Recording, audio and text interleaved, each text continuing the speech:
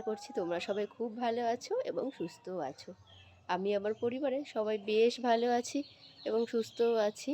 আজ নতুন একটি ব্লগে তোমাদের সকলকে জানাই অনেক স্বাগত। আজ দিনটা হলো বুধবার, এখন ঘড়ির কাঁটাতে প্রায় সকাল 7:30টার মতন বাজে। কালকে তো ঘুরতেই প্রচুর জামা কাপড় হয়েছে, সেগুলো কাচাকুচি করবো বলে একবারে ছাদেই চলে এসেছি। কলের বাথরুমে না প্রচণ্ড ঠান্ডা গো, ওই জন্য ভাবলাম যাই রোদে বসে কেচে ওখানেই কাপড় জামাগুলো, সেই তো মেলতে ছাদেই আসতে হবে, নিচে তো উপায় নেই, সব গাছ দিয়ে ভরে গিয়েছে, সেই ছাদেই মেলতে হবে যেখানে, এখানেই আর কি কেচে কুচে নিই, সেই ভাবনা চিন্তা করেই আর কি ছাদে আসা। সব জামা কাপড় এনে এক জায়গায় জড়ো করেছি, এগুলো এবার কাচার পালা। চলো, তোমাদের নতুন বছর ভালো কাটুক সেই কামনাই করি। নতুন বছর অনেক মানুষের অনেক স্বপ্ন নিয়েই আসে, চলো চাইবো সকলের স্বপ্ন আর কি পূরণ হোক। চলো জামা কাপড়গুলো কেচে ফেলি। এতগুলো জামা কাপড় আমার হয়েছে, এগুলো সব কাচাকুচি করব। এখানে পাইপ দিয়েছি জল ভরতে, চলো সবগুলো কাচাকুচি আর কি করে নিই।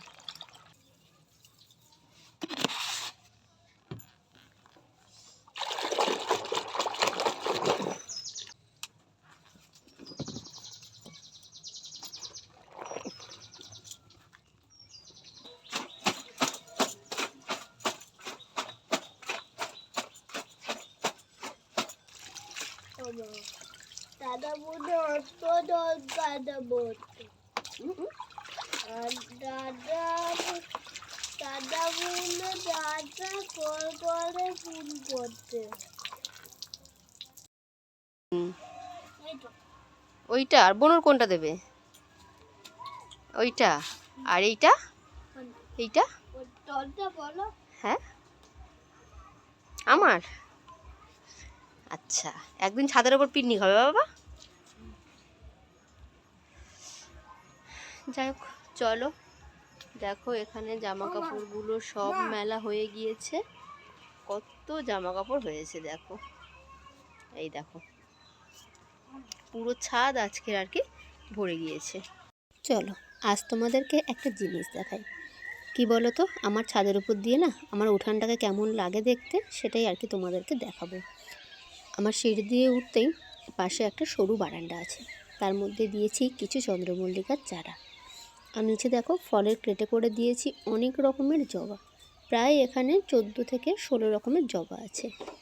আর এই ছোট ছোট টবগুলো দেখছো, ওতে দিয়েছি বেগুন গাছ, সবগুলোতে না গোলাপ গাছ ছিল গো, কিন্তু আমাদের ঘর করার জন্য গোলাপ গাছগুলো আর কি মরে গিয়েছে। আর এই পাশের এইটুকুটা আমি মানে ইট বিছাইনি, শুধু এই শীতের ফুল করব বলে। আর যখন সব ফুল একসাথে ফুটে যায় দেখে মন আর কি মানে মুগ্ধ আর কি। যাই হোক চলো নিচে নেমে এলাম, নিয়ে স্নান টান করে ঠাকুর ঘরে জোগাড় করলাম, যেহেতু আজ পুজো আছে বাড়িতে, ঠাকুরকে একটুখানি জোগাড় করে দিলাম। আর তারপর চলো কিছু ফুল তুলে আনি। ওপর দিয়ে দেখালাম ফুলগুলো, পুচকে পুচকে ফুলগুলো মনে হচ্ছিল। দেখো এখানে 20টার মতন জাম্বো গাঁদা দিয়েছি, মানে এই চুটকি গাঁদাটা আর কি, এটা আমি প্রতিদিনের রোজকার আর কি পুজোতে তুলে আর কি ব্যবহার করি।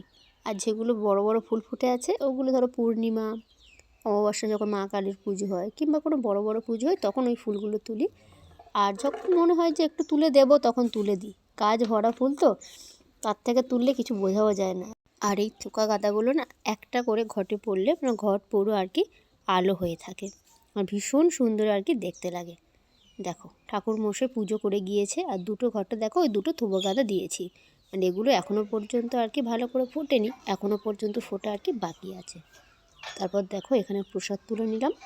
আর তারপর ফোন এলো আমার একটা পার্সেলের, এটা জানো তো অনেক দিনের আশা ছিল, মানে আগে একটা নিয়েছিলাম গো, বেশ বছর 2 আগে একটা নিয়েছিলাম, কিন্তু সেটা জানো তো খারাপ হয়ে গিয়েছে, মানে একটা চলছে আর একটা চলছে না। যাই হোক অনেক দিন পর আবার আরেকটা শখ পূরণ হলো আর কি, মানে অনেক দিন চেষ্টা করছিলাম নেব কিন্তু নেওয়া হয়ে ওঠেনি।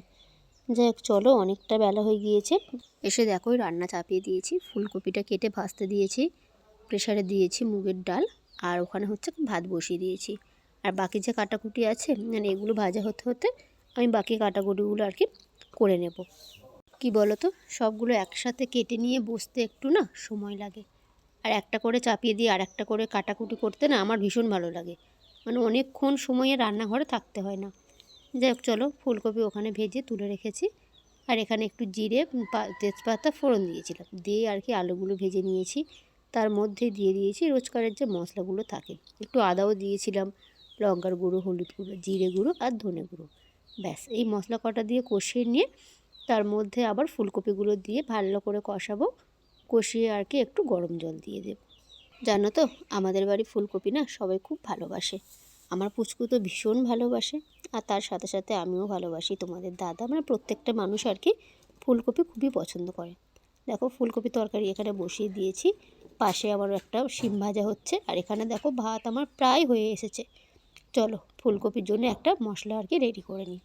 এখানে দেখো নিয়ে নিচ্ছি পোস্ত, কয়েকটা কাজু বাদাম, কয়েকটা চিনে বাদাম, আর নেবো একটু জিরে আর একটু গরম মশলা। সবগুলোকে একসাথে পেস্ট করব। আর ওই যে বললাম আমার মিক্সির কৌটোটা খারাপ হয়ে গিয়েছে, আর তার সাথে নিয়েছিলাম একটু চালমগজ। সবগুলোই শিলপাটাতে আর কি ভালো করে বেটে নেব। এই তাড়াহুড়ো রান্নার সময় না মিক্সিটাকে মানে প্রচণ্ড আর কি মিস করি। যাই হোক অর্ডার দিয়েছি ফ্লিপকার্টে, কেন এখান থেকে অনেক ঘুরেছি, কোথাও মানে পেলাম না আর কি, বাধ্য হয়ে ফ্লিপকার্টেই অর্ডার দিলাম। জানি না কেমন হবে আর কি। যাই হোক ফুলকপির তরকারি দেখো প্রায় আমার হয়ে গিয়েছে, আর একটু ফুটিয়ে নেব, ঝোলটাকে একদম গামাখা করে আর কি রাখবো। আর এখানে দেখো বিনস আর আলু ভাজতে দিয়েছি। কি বলো তো, একটা করে তরকারি চাপিয়ে দিচ্ছি, দিয়ে শেষ সময়টুকু পাচ্ছি, তার মধ্যে আর একটা করে আর কি তরকারির জন্য সবজি কেটে আমি রেডি করে নিচ্ছি। আর এখানে দেখো ওই যে বললাম মুগ ডাল সিদ্ধ করতে দিয়েছিলাম, ওটা তো আগেই হয়ে গিয়েছে। ওটাকে টমেটো, কাঁচা লঙ্কা, ধনেপাতা দিয়ে আর কি সাঁতার দিলাম। আর এখানে দেখো সব রকম আমার রান্না প্রায় আমার কমপ্লিট। শিম ভাজা তো হয়ে গিয়েছে। তারপর দেখো দুপুরবেলা খাওয়া দাওয়া সেরে প্লেটে করে কিছু ফল নিয়ে একদম চলে এসেছি ছাদের উপর। এটা তো বিন্দেক নয়। কি তাহলে এটা? আমার তাই উনুনটা গলা তো হয়ে গেছে। আমা বলো। আমি কাটতে পারি। কাটো। কিন্তু টুলিও লাগবে। ছুরি লাগবে না, এই লেবু খোলাগুলো ফেলবি না। আমি গুঁড়ো করবো। কি গুলো বলবে? লেবুর খোলা কেন? মাখবো না কেন? মাখলে ফসা হয়ে যাবে। আমি মাখবো।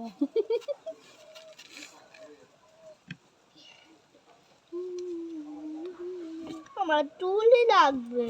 ছুরি কি হবে? বাবা টুলি দাও না এখন। বাবা হাত কেটে যাবে শোনা। চেয়ার কালো চেয়ার নিয়ে হাত কেটে যাবে। কেন দিয়েছো হাতে? তারপর দেখো দুপুরবেলা খাওয়া দাওয়ার পরে না একটু ডাল ভিজিয়েছিলাম। ঠান্ডা ঠান্ডা পড়েছে না, একটু পিঠে খাওয়ার ইচ্ছা হচ্ছিল, কিন্তু মিক্সি নেই। তা ভাইয়ের বউ বললো যে দিদি তুমি ডাল ভেজাও, আমি তোমার ডালটাকে আর কি বেটে দেবো। সেই ভরসাতে আর কি ডালটা ভেজালাম। আসলে কী বলো তো, এই যে পৌষ পার্বণ সামনে আসছে, পৌষ পার্বণে সবার বাড়িতেও পিঠে হয়, আমাদের বাড়িতেও প্রচুর পিঠে হয়। কী বলো তো, আমরা না একদিনে অনেক রকম পিঠে করি না, মানে 2-1 রকম করি। আর সারা সব মানে মাস ধরে আর কি, মানে এটা একদিন ওটা একদিন সেটা একদিন এরকমভাবে আর কি পিঠেগুলো আর কি করে খাই। যাই হোক চলো, আজকের একটু রসবড়া বানিয়েছিলাম। জানো তো ওদিকে হচ্ছে কেউ বড়াগুলো ভাজা হচ্ছিল, আর এদিকে দেখো আমি রসবড়ার জন্য রস বানাচ্ছিলাম। আর তারপর দেখো রসবড়াগুলোকে তো ভেজে নিয়েছি, এবার এগুলোকে রসে ডুবিয়ে 2-1 ঘন্টা পরে খাওয়ার পালা। যাই হোক চলো তাহলে আজকের ব্লগটা তাহলে এখানেই শেষ করছি। সবাই সুস্থ থাকবে, ভালো থাকবে আর সাবধানে থাকবে। আর ব্লগটি কেমন লাগলো